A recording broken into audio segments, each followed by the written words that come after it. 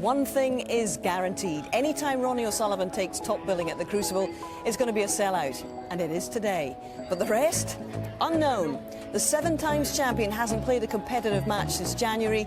Now armed with a new cue, he's conquered his nerves. But can he conquer the Crucible for an 8th time? Stand by for rocket launch number 33 here in Sheffield.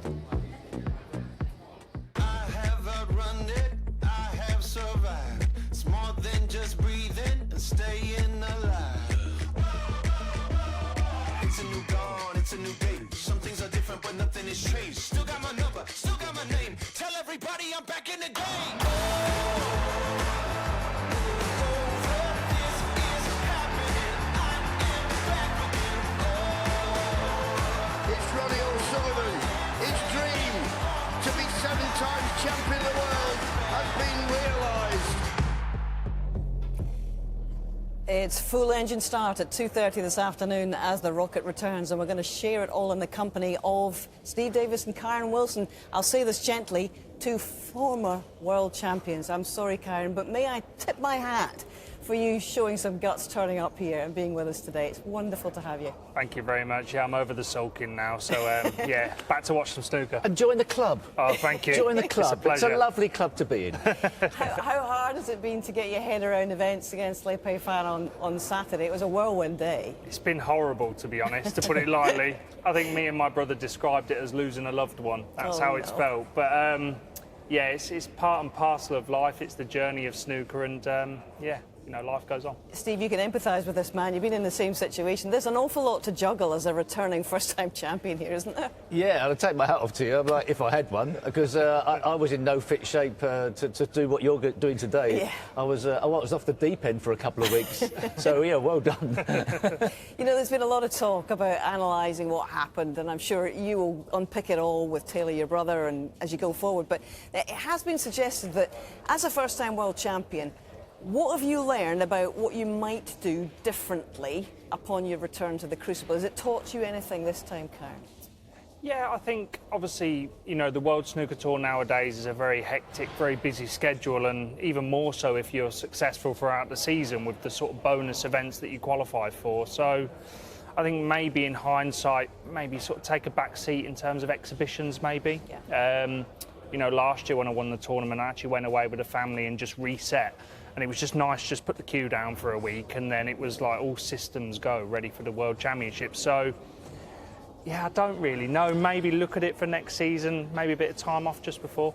Yeah, exactly. But at least you never have to start smashing mirrors and standing under umbrellas ever again. Yeah, I cut all my fingers trying to put it back together, but I gave it a go. I thought I'd just try and tempt fate and have a bit of fun with it. So, yeah, I never want to hear the word curse ever again. No, absolutely. OK, well, we won't mention it, at least for another year, that's for sure. But you're not alone, Kyren. We've seen the exit of some very big-name players, including Neil Robertson, obviously, and Jack Jones, who was with you in the final last year, and Barry Hawkins. Have you been forced to watch? Has the family made you watch over the last few days? Yeah, you could say that. I think particularly Bailey, my youngest son, and Finley and Sophie, actually, we're all big snooker fans. We all love it. And I think when you're on tour year upon year, you find out different players' stories and you root for them when you're not in it anymore. So, yeah, you know, I love the game, so it's hard not to watch. Well, you've shown some guts turning up here today. There's plenty of tea and sympathy in this studio anytime you need it. Thank you very much. But speaking of guts, John Higgins last night, he really did not say a lot, as is completely understandable, about what was happening in the family, and we did not obviously want to talk a great deal about it.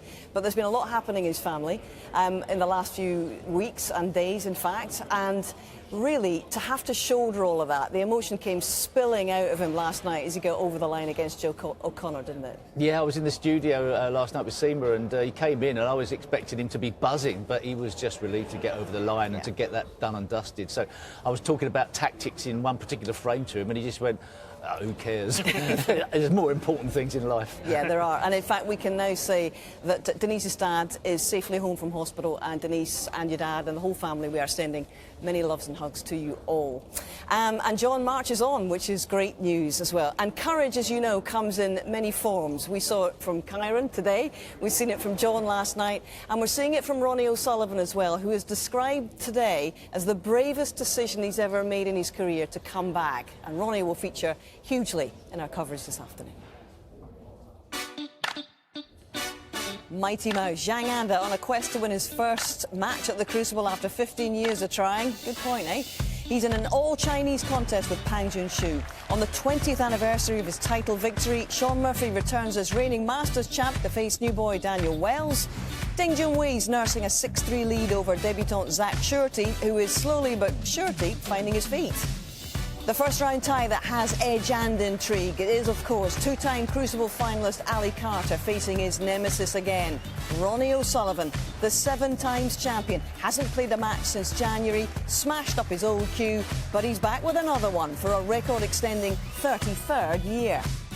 And so many questions to be answered this afternoon. This is how that match fits into the schedule on day 4. Reflections to come, first of all, on the opening sessions this morning in the Zhang-Pang match and the Murphy-Wells contest.